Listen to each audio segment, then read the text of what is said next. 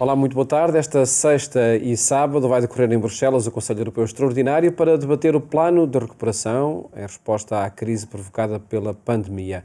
Uma reunião que vai merecer a análise de Graça Franco, diretora de informação da Renascença. Antes, destacamos outros temas que marcam a atualidade.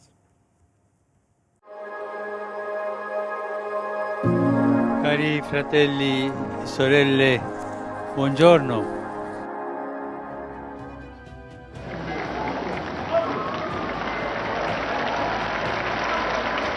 No seu mês de férias, o Papa tem um único compromisso público semanal, a recitação do Ângelus.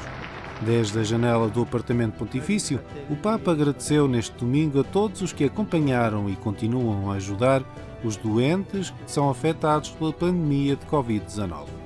Saluto con gratitudine i rappresentanti della Pastorale della Salute della Diocesi di Roma, pensando a tanti sacerdoti, religiosi, religiose, laici che sono stati accanto e stanno accanto ai malati in questo periodo di pandemia. Grazie di quello che avete fatto e che state facendo. Grazie.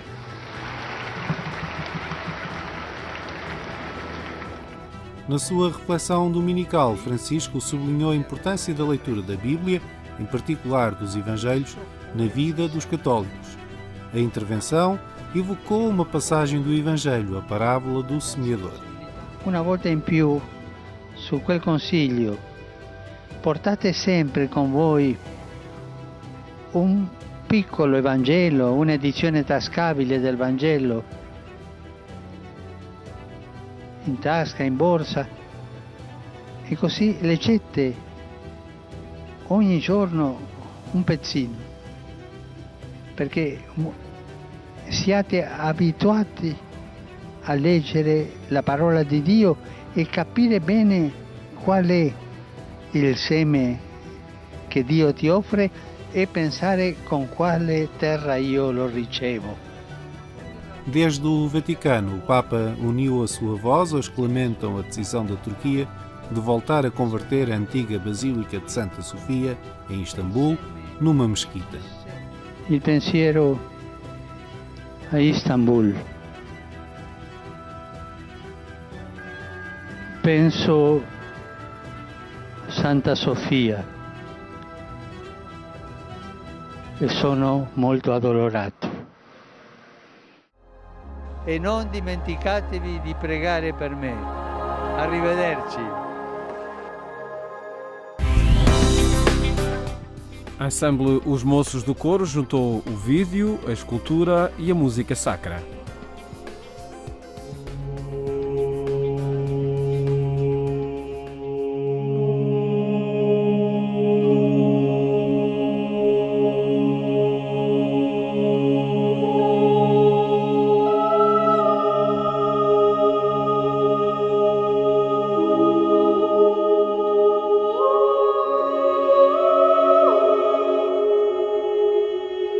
O ensemble Moços do Coro já surgiu há algum tempo com o propósito de facto de defender a música sacra, essencialmente. É importante dizer que nós aqui em Portugal temos uma riquíssima herança, um riquíssimo património na música sacra e foi essa a nossa rampa de lançamento, foi procurar ir à fonte e poder então dar a ouvir muito do repertório que já não é feito e naturalmente incentivar compositores contemporâneos também a fazê-lo, e o nosso foco principal é sem dúvida a música portuguesa, valorizar a música sacra portuguesa.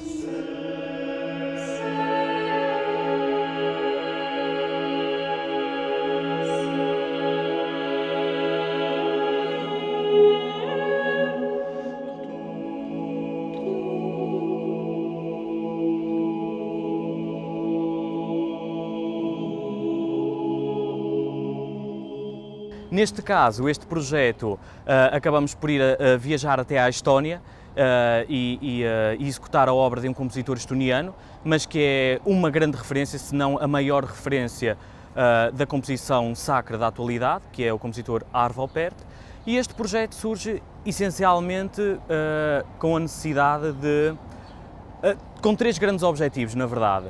O primeiro é um grito pela cultura neste tempo de confinamento, neste tempo que todos vivemos. E a cultura porquê? Porque acabamos por ter a ligação entre a música, entre a escultura e o design.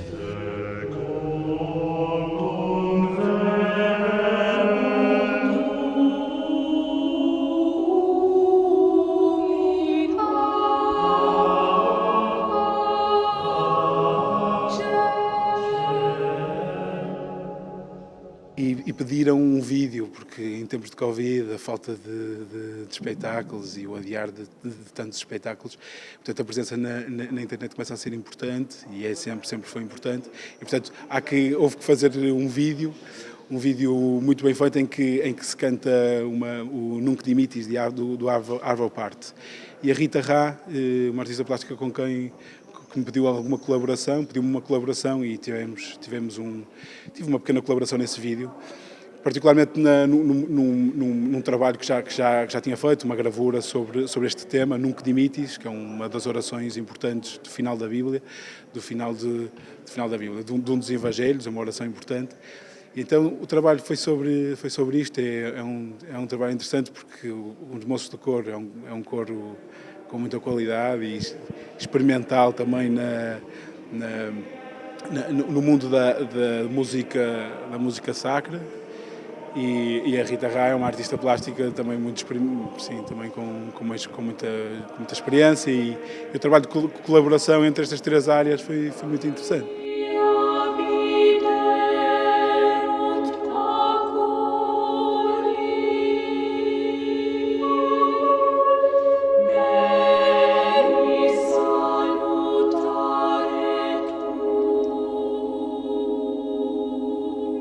Imediatamente surgiu o nome do João Sarmento, do escultor recentemente ordenado, sacerdote.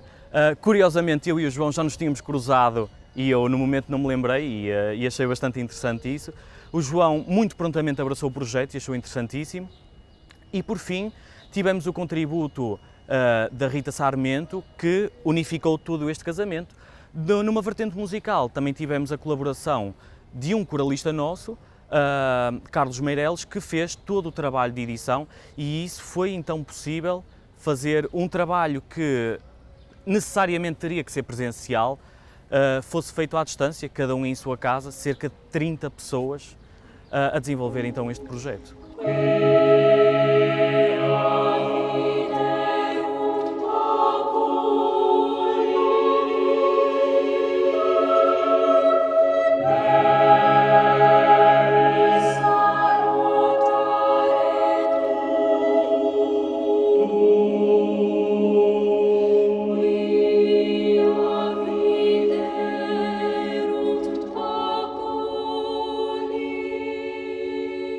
Eu acredito que estamos a fazer um excelente caminho no desmistificar do que é a música sacra e do termo que se associa muitas vezes à música de igreja, que é uma música fechada, espacial. Não, essa música, graças a estes agrupamentos que vão surgindo, como é os Moços do Coro e muitos outros, acabam por levar a música sacra além portas e que permite que todos possam contactar com esta realidade musical, que é uma realidade que nos transcende, sem dúvida, que nos eleva, que nos leva para um outro status que não o físico. E cada vez mais as pessoas contactam com esse status, contactam com essa vivência e gostam disso e procuram isso. E isso, sem dúvida, que é o mais importante e é um contributo que nós acreditamos ser excelente de o fazer.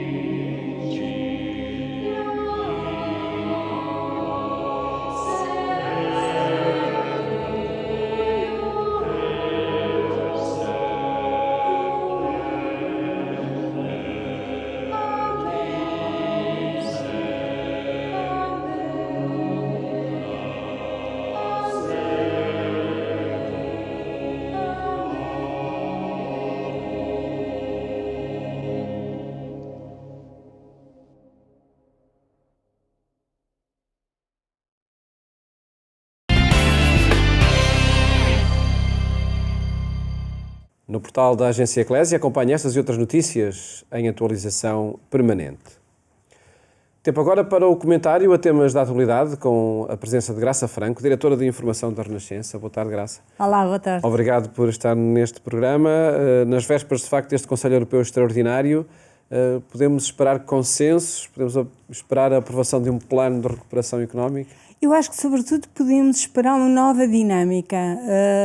Passaram já os tempos de confinamento, vai ser a primeira reunião presencial dos 27, vai ser também a primeira grande reunião presencial com a nova presidência alemã.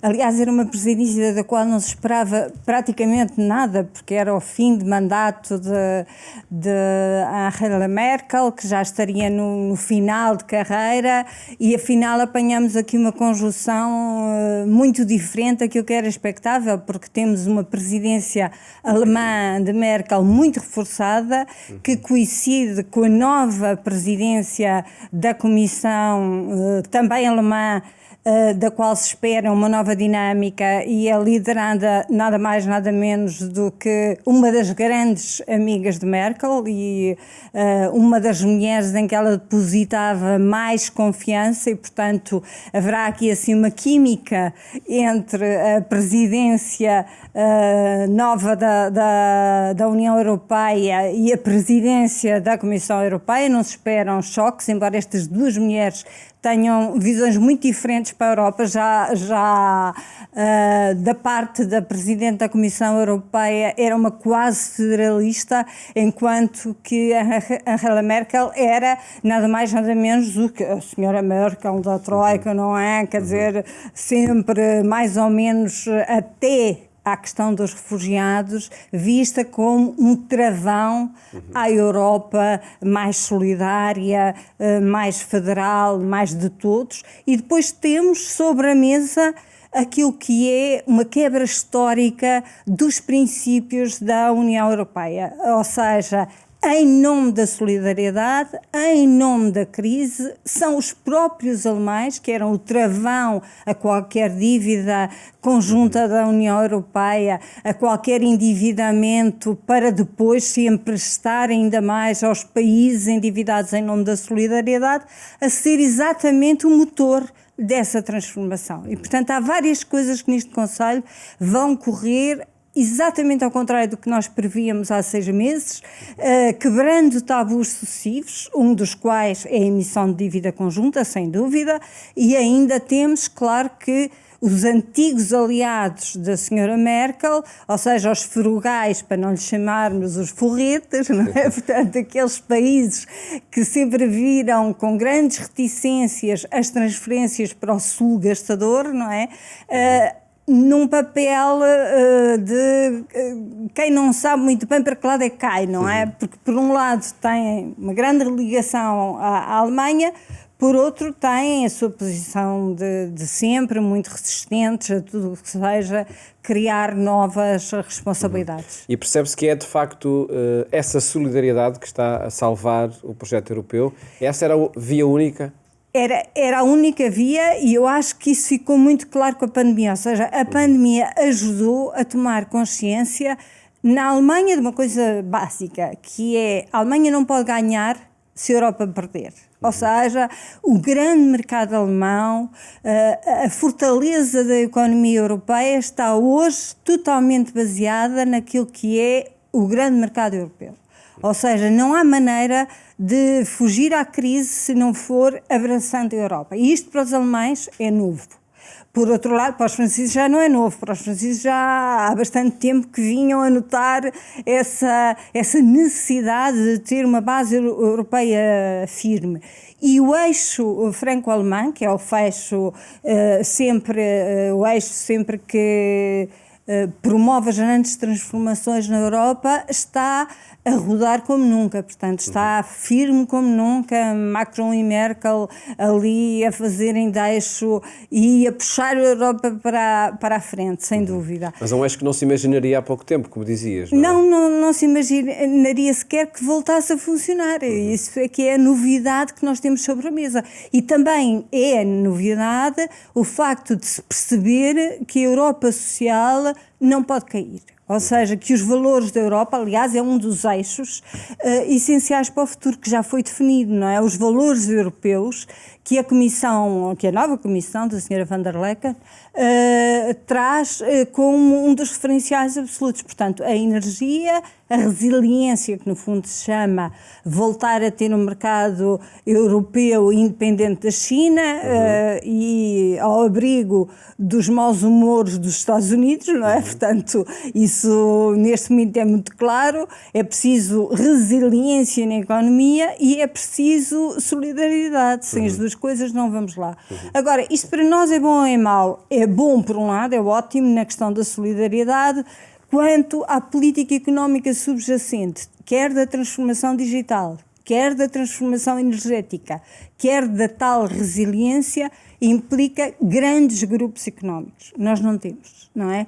E, portanto, isso significa que ou nós, as nossas empresas, que são médio-grandes, se aliam, fazem fusões com as maiores e depois poderemos ter fenómenos ortosório, ou seja, gente portuguesa que de repente salta para a liderança de grandes grupos europeus, mas é pouco provável que consigamos criar grandes grupos liderados por portugueses no contexto europeu. E isso empresas portuguesas que se afirmem em todo o continente. Exatamente. Haverá poucos candidatos a jogar esse papel, mas não quer dizer que não possa ser jogado. Os grupos de distribuição, os nossos grandes grupos de distribuição, os nossos grandes grupos de centros comerciais, têm alguma chance... Vão chegando a alguns países. Exatamente, de chegarem a países mais próximos. Eles já estão noutros países, mas não estão, digamos, implantados com grande força naquilo que é o mercado europeu. E, portanto, também aí haverá alguma chance. Convergência, resiliência, transformação, atitudes que marcam este plano de recuperação económica, que marcam também o orçamento da União Europeia a longo prazo? Marcam e em certa medida mudam. Ou seja, aquilo que estava sobre a mesa já era a transformação energética, já era o digital, mas há aqui assim a criação de muitos fundos, o tal fundo de reestruturação, que tem um montão de dinheiro adicional face àquilo que são os desvios do quadro comunitário de apoio, que isso já existia, não é? O tal que vai ser financiado por dívida comum, portanto contrariando os tais princípios anteriores, esse é muito dinheiro e esse dinheiro vai ser adjudicado aos vários países de acordo com a sua capacidade de irem ao encontro dos objetivos europeus. E aqui entra o plano estratégico que foi apresentado há poucos dias, nem sequer muitas semanas, em relação a Portugal, o plano Costa e Silva, não é? Que é basicamente um plano de quê? De grandes obras públicas. E nós pensamos o quê? Voltamos à política do botão, agora não é? Já tínhamos passado essa fase e agora parece que não. Bom, voltamos, em certa medida voltamos, porque isso é um grande estímulo ao desenvolvimento económico, porque nós não fizemos tudo também em termos de betão que havia a fazer, não é? E voltamos sobretudo aos grandes projetos que são basicamente públicos, é verdade, mas que não excluem também a participação de privados. E, portanto, aquilo que parece um retrocesso pode ser também uma nova oportunidade de acabar de fazer um país mais desenvolvido, também em termos de betão, é verdade, também em termos de grandes obras públicas, mas mais virado para o futuro. E mais solidária também, e esta afirmação de solidariedade de facto vai ser efetiva?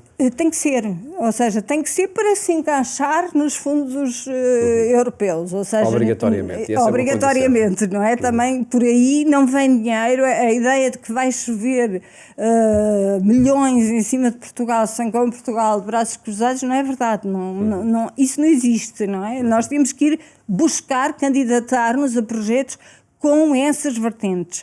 E também está muito claro que os países desiguais são países mais atrasados, portanto, e uma Europa desigual também é uma Europa mais atrasada, menos resiliente, mais frágil. E, portanto, desse ponto de vista, vamos ter também muitas condições para conseguir internamente aplicar alguns projetos mais solidários. E aproveitar a pandemia, nós, se pensarmos bem, se não formos totalmente negativos, vamos pensar, a pandemia conseguiu tirar 1/4 dos sem-abrigos da rua. E isso é, 1/4 quer dizer 500 pessoas totalmente integradas ou parcialmente integradas. Isto é muita gente. Se conseguirmos, durante o que resta desta ação, integrar 50% ou 75% dessas pessoas, porque algumas nós sabemos que é muito difícil retirar da rua, se lhes dermos projetos, se lhes dermos autonomia, se ficarmos só com aquela partezinha residual das pessoas que de facto têm doenças mentais, têm muita dificuldade de viver em sociedade, tivemos aqui uma grande oportunidade, não é? E temos Sendo que uma outras sociedade... estão a chegar à rua também, não é? Outras estão a chegar à rua, mas essas que estão a chegar à rua são mais fáceis de reintegrar na sociedade do que as que já lá estavam. Tenham não é? essa oportunidade. Exatamente, temos essa oportunidade, temos esse dever, não é? Ninguém pode ficar para trás na Europa ou também nas sociedades europeias. Graça, muito obrigado por esta análise a este Conselho Europeu e a oportunidade que pode constituir para essa afirmação da Europa solidária. Obrigado por ter estado aqui no programa Eclésia. Mais logo, siga também o nosso programa na Antena 1 pelas 22h45. Votos de uma ótima tarde. Até amanhã, se Deus quiser.